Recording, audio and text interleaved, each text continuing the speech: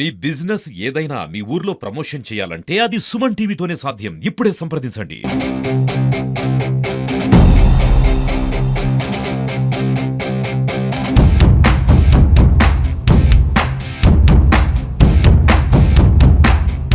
Welcome to Suman TV. నేను మీ మునుస్వామి.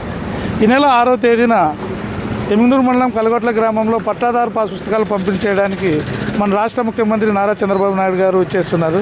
ఆ programme సంబంధించిన వివరాలు మనము జిల్లా టీడీపీ అధ్యక్షురాలు కృష్ణమ్మ గారు ఉన్నారు. ఆమెను అడిగి మరిన్ని వివరాలు మనం తెలుసుకుందాం. మేడం, సార్ ప్రోగ్రాం వివరాలు ఎలా ఉంటాయి?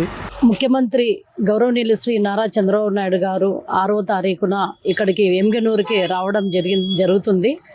ఇక్కడ ఉన్నటువంటి కల్లుగొట్ల, దెయ్యం దిన్నె, తిమ్మాపురంలో ముఖ్యంగా ఈ 3 గ్రామాలకు సంబంధించిన, మరీ ముఖ్యంగా కల్లుగొట్ల గ్రామానికి సంబంధించిన రైతులకు పట్టాదారు పాసు పుస్తకాలు పంపిణీ చేయడం విత్ రాజముద్రతో పంపిణీ చేయడం జరుగుతుంది. కాబట్టి ఇది రాష్ట్ర వ్యాప్తంగా ప్రతి నెల కూడా ఒక్కొక్క జిల్లాలోన, ఒక్కొక్క నియోజకవర్గంలోన ఈ కార్యక్రమాన్ని చేసుకుంటూ పోతున్నారు.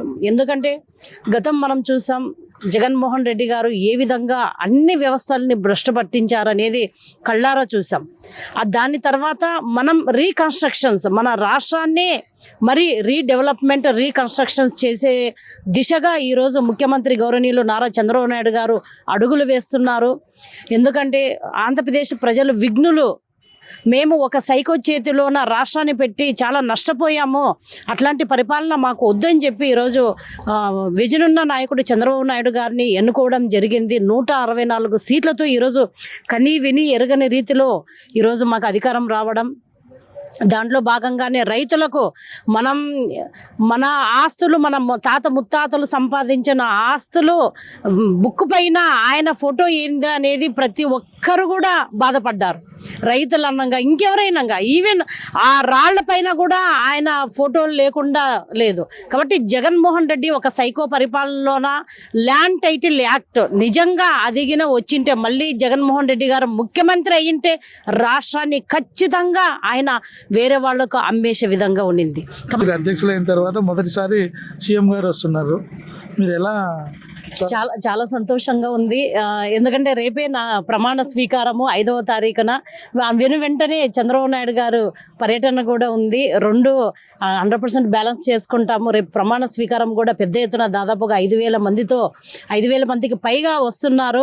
తెలుగుదేశం పార్టీ కార్యకర్తలు, కుటుంబ సభ్యులు అందరికీ కూడా మీ ఛానల్ ద్వారా వాళ్ళకి స్వాగతం పలుకుతున్నాము.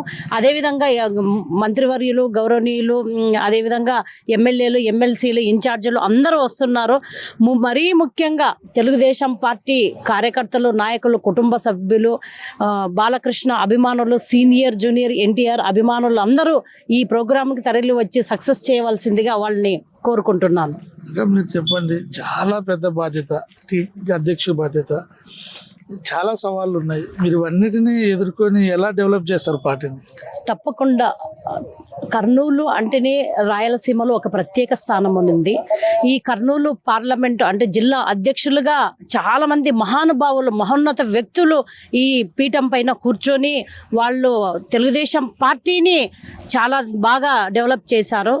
వాళ్ళ ఆశీర్వాదంతోన, వాళ్ళ సలహాలు సూచనలతోన ఖచ్చితంగా తెలుగుదేశం పార్టీ కార్యకర్తలకు పార్టీని మరింత దగ్గరగా చేసి ఈరోజు మనం చూస్తున్నాం. నారా చంద్రబాబు నాయుడు గారు అయితేనేమి, లోకేష్ అన్న గారు అయితేనేమి ఈరోజు పార్టీలో మరింత ప్రక్షాళన చేస్తున్నారు. నారా లోకేష్ అన్న ఒకటే చెప్పారు, వరుసగా 2 సార్లు ఎవరైతే పదవుల్లో ఉంటారో వాళ్ళు పదవులు 3వసారి ఆ పదవి వద్దనేది. ఇట్లా రకరకాలుగా మా పార్టీలో ప్రక్షాళన జరుగుతుంది. మరీ ముఖ్యంగా ఎవరైతే పార్టీ కోసం పనిచేస్తారో, కష్టపడ్డారో వాళ్ళకి 100% న్యాయం జరుగుతుంది అని చెప్పి నాకు ఈరోజు అధ్యక్ష పదవి ఇవ్వడం ద్వారా ప్రజలందరికీ కూడా, ముఖ్యంగా కార్యకర్తలకు ఆయన ఒకటి హెచ్చరిక లాంటిది జారీ చేశారని ఈ సందర్భంగా నేను తెలియజేసుకుంటున్నాను. ఇప్పుడు మన జిల్లాలో అక్కడక్కడ అంటే కొన్ని విభేదాలు ఉన్నాయి. వాటన్నింటినీ పరిష్కరించి మీరు ఎలా ముందుకెళ్తారు? ఇది కుటుంబం.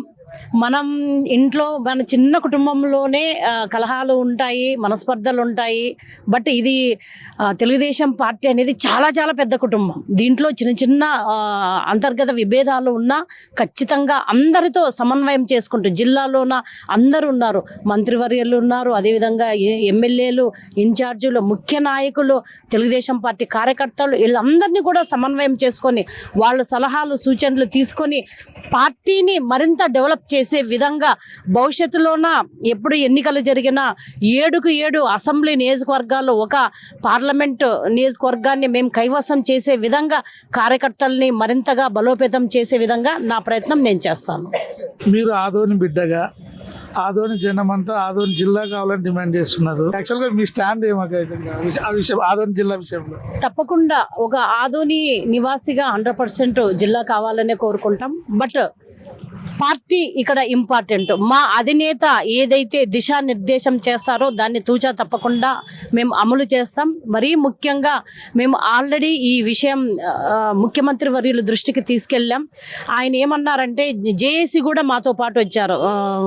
గౌరవనీయులు మా ఇన్ఛార్జ్ మీనాక్షి నాయుడు అన్న గారు, అదేవిధంగా గౌరవనీయులు బీటీ నాయుడు అన్న గారు, మేమందరం కూడా మినిస్టర్ నిమ్మల రామానాయుడు గారి దగ్గరికి, అదేవిధంగా బీజేపీ మినిస్టర్ దగ్గరికి కూడా తీసుకెళ్లడం జరిగింది. అక్కడ మాకు ఒకటే చెప్పారు, ఇప్పుడు ఆల్రెడీ దానిపైన అయిపోయింది కాబట్టి నెక్స్ట్ నియోజకవర్గాల పునర్విభజన జరిగినప్పుడు తప్పకుండా మేము నిర్ణయం తీసుకుంటామని చెప్పడం జరిగింది. కాబట్టి మా అధినేత నిర్ణయానికి మేము కట్టుబడి ఉంటాం. అట్ ద సేమ్ టైం ఇక్కడ ఏదైతే సెంటిమెంట్ ఉందో అది అధినేతకు చేరవేసే విధంగా మేము ప్రయత్నం చేస్తాం. ఇది ఇక్కడ పరిస్థితి. ఖచ్చితంగా ప్రజల కోరిక మేరకు రేపు డీలిమిటేషన్లో ఖచ్చితంగా ఆదోని జిల్లా చేసే అవకాశం ఉందని జిల్లా అధ్యక్షురాలు కృష్ణమ్మ గారు తెలుపుతున్నారు. కెమెరా పర్సన్ షానుతో మునుస్వామి, సుమన్ టీవీ, ఎమ్గనూరు.